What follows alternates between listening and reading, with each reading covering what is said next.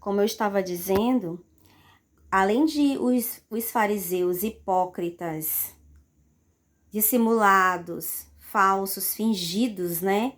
Além deles não aceitarem a verdade, eles ainda serviam de pedra de tropeço para aqueles que queriam, irmãos. Isso é muito triste. Será que nós não estamos fazendo muitas das vezes o papel de fariseus hoje? Que fazemos vista grossa para as verdades, para as mensagens claras da palavra de Deus, quando alguém chega para nós com uma verdade, com uma mensagem divisora de águas, que mexe, que vai ali direitinho, certeiro em nosso pecado, em nossa vida, e nós rejeitamos aquela verdade. Tenhamos muito cuidado para que nós não estejamos fazendo o papel dos fariseus, porque a situação dos fariseus na época de Cristo, que não é diferente em nossos dias hoje, é terrível, porque eles não aceitam a verdade e ainda servem de pedra de tropeço para aqueles que querem aceitar, que querem viver. Mas os discípulos, né, aqui a quarta pergunta, eles não entenderam a verdade, eles não compreenderam a parábola. Mas o Espírito Santo instigou-os a buscar a compreensão, a buscar o interesse de instigar, né, o próprio Cristo. Senhor, nós não entendemos a parábola, nos ensina, nos explique a parábola. E aí, eles foram, né, depois, particularmente com Jesus, e pediram a explicação. Hoje, quando nós nos deparamos com textos difíceis de compreender, qual é o nosso papel? Precisamos também buscar em Deus, orarmos, clamarmos ao Senhor para que possamos compreender a sua verdade. Até porque, meus irmãos, a verdade, ela é uma luz progressiva. Ela não vem de uma vez só. Ela vem ali aos poucos. A gente tem que buscar aos poucos a compreensão da palavra de Deus. E quando a gente busca o conhecimento, nós iremos ter a significação, né? Iremos ter ali a explicação. O Senhor nos revelará. Se nós buscarmos qual tesouro escondido, a palavra de Deus, a compreensão da palavra de Deus, nós iremos ter a explicação.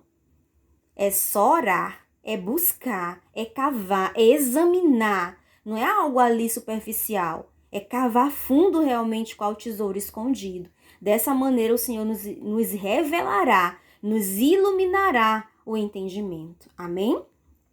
E o que acontece? O que acontece aos que estudam a palavra de Deus com o coração aberto? O Espírito Santo ilumina e não permanecerão em trevas. Seu coração está aberto à compreensão da palavra de Deus? Se o seu coração estiver aberto, tenha certeza que você não permanecerá em trevas. O Espírito Santo te iluminará o teu coração, a tua mente. A palavra de Deus diz que a Bíblia Sagrada, as Escrituras, foram escritas por homens cheios do Espírito Santo. E esse mesmo Espírito iluminará o teu entendimento e o meu entendimento também.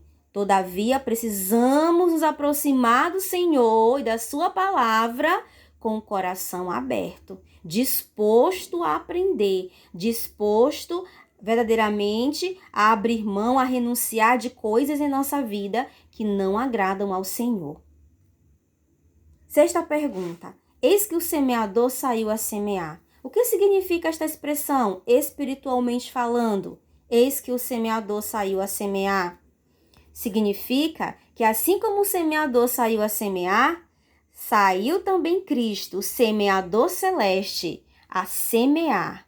Deixou seu lar seguro e cheio de paz. Deixou a glória que possuía junto ao Pai antes de o mundo existir.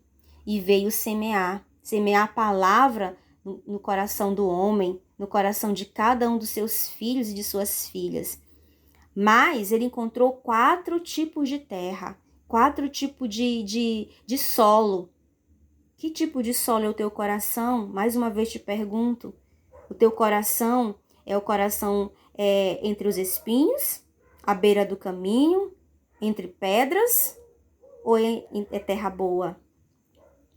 Saiba que o semeador celeste está semeando a sua palavra. E todos os dias, todos os momentos, ele está disposto a semear boa semente. Ele deixou o seu lar, deixou a glória e veio para cá para semear essa semente em nosso coração.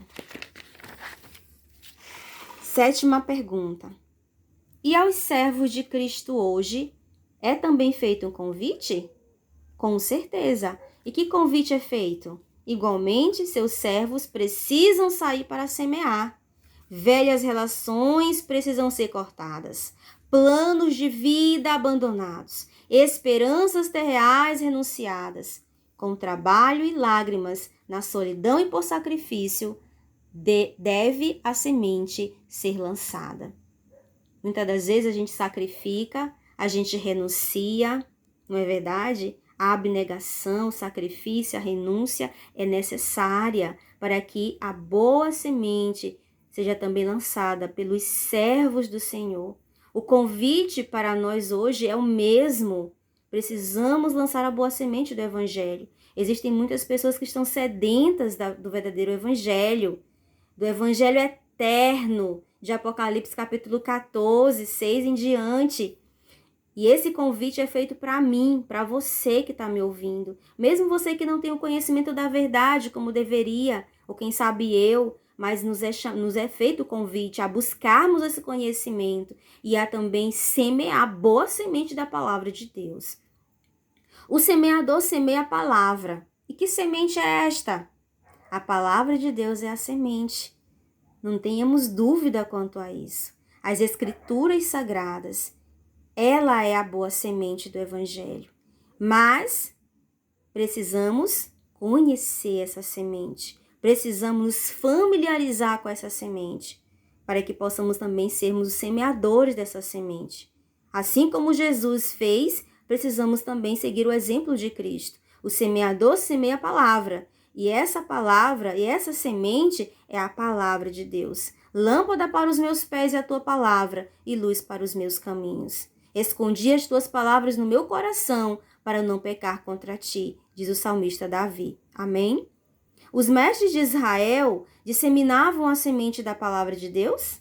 Aqueles lá, os judeus, fariseus, autores da lei, eles disseminavam a semente do evangelho, a semente da palavra de Deus?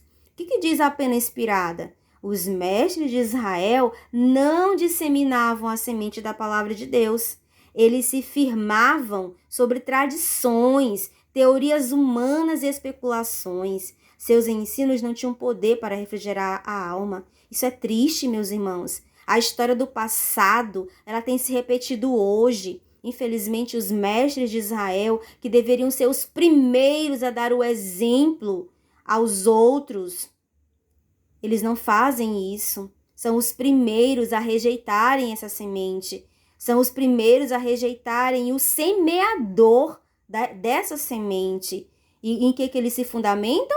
Eles se fundamentam sobre tradições, teorias humanas, sobre especulações. Muitas das vezes o vinho de Babilônia, muitas das vezes não, na verdade quase sempre nós temos visto isso, não é?